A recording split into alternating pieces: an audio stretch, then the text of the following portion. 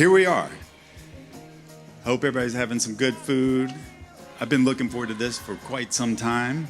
It's been unbelievable to see all of the folks from here, friends that I have from other places, people from all over the world who have shown up and just said, I want to help out. So thank you for that. And lastly, and most importantly, I need to thank Miss Sarah from the top, the bottom, and both sides of my heart. She's been the inspiration for this event, and she's the reason we're all here. And I'm not going to say much more about her just yet because I'll start crying. My siblings and I have been involved in this thing called the Fernwood Foundation. We were just trying to find causes here in the area, in Pike County, Macomb, Fernwood, to support. And we have a cousin that's on the board with us that lives here, and she had heard about Miss Sarah, and she suggested, well, we should get in touch with her and see if she might need some help. So that was the way it all got started. As we got to know Miss Sarah, a couple of years after we got started with her, I had invited her to come to this old office building that we have down in Fernwood that's been unoccupied for a bunch of years, and it's got a bunch of old furniture and old telephones and things in it. And we thought that she might be able to take advantage of some of the furniture there. So I invited her down, and she came and we walked around the building together, and she said, yeah, I'd like that desk and I'd like that table, but what I really need is this building. And I was like, oh, okay, interesting. Well, let's see if we can get this building and put it to use for you. So she and I spent about a year working on that idea.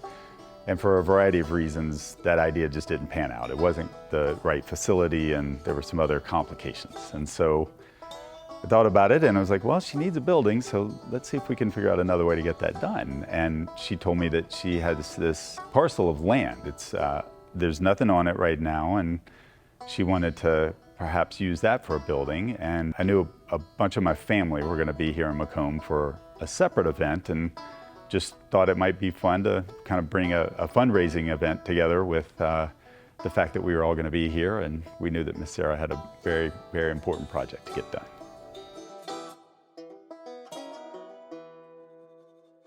When I first started here, this was supposed to be a women and children shelter.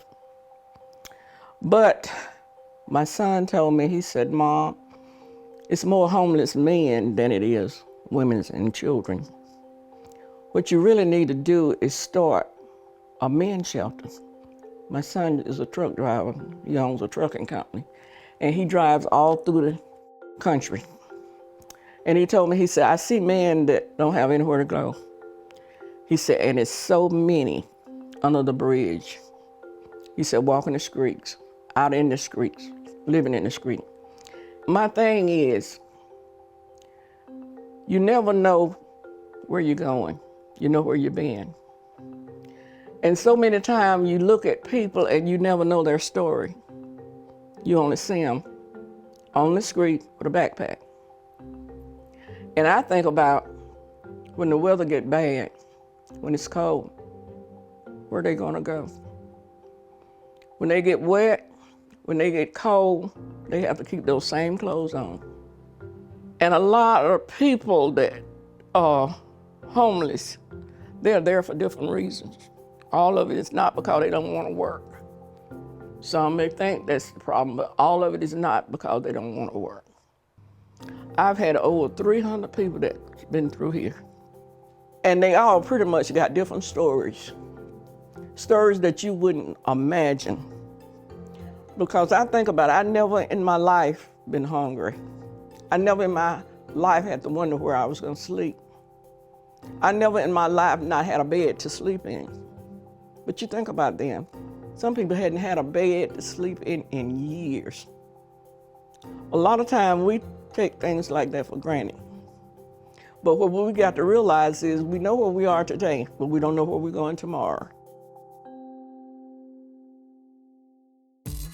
The first 30 days of a 3-step program, we get them in, we get them registered, we read the rules, we make them familiar with the place, and we start out with getting IDs, getting Social Security cards, getting birth certificates, doing background check.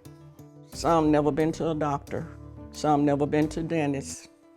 Just little things that we take for granted every day. We have health care. We have a nurse practitioner that takes care of them. We have social workers that comes in and interview them and start them in a pathway to mental health care, or whatever. And we also prepare them for interviews, resumes. All of this is in the first 30 days. We're working, trying to get people back in society. So this is where the transitional house comes in. We got people that has a job, making minimum wages, and they're not able to pay $600, $700, and $800. Section 8 has a waiting list. They're not giving out any more vouchers now. We got to have a place to put them once they leave from these 6 rooms here. So we need a transitional house for them to be able to stay in. 1 bedroom with a little kitchenette. When they leave from here, they'll be able to go to the transition house, but they will be in a better shape to meet society. They will know how to pay rent. They will know how to pay their light bill. They will know how to pay gas bill, water bill, all of that, because we have taught them that over here in that 3-step program. I want to real quickly share a couple of highlights of what you all have helped to make happen. We have had 30 states, 10 countries. We've had donations from Australia, Canada, Japan, Morocco, the Netherlands, New Zealand, Switzerland, and the UK. So I guess I want to say thank you to Miss Sarah for dreaming big, and thank you all for making that possible.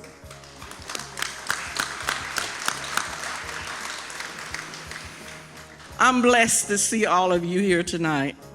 This event has really been overwhelming for me. But you know what? I realized the Lord didn't bless me so I can hold all of that in. He blessed me that I may be a blessing to someone else. And that's why I work so hard for the homeless shelter and those people in the homeless shelter, because they can't work for themselves. They don't have a voice for themselves. And as long as breath is in my body, I will continually do that. I'm so thankful to you. Took out your time to come, or either whatever donation you made. I'm blessed. And I thank God for each and every one of you. Y'all, let's stick together. Let's love one another. Thank you.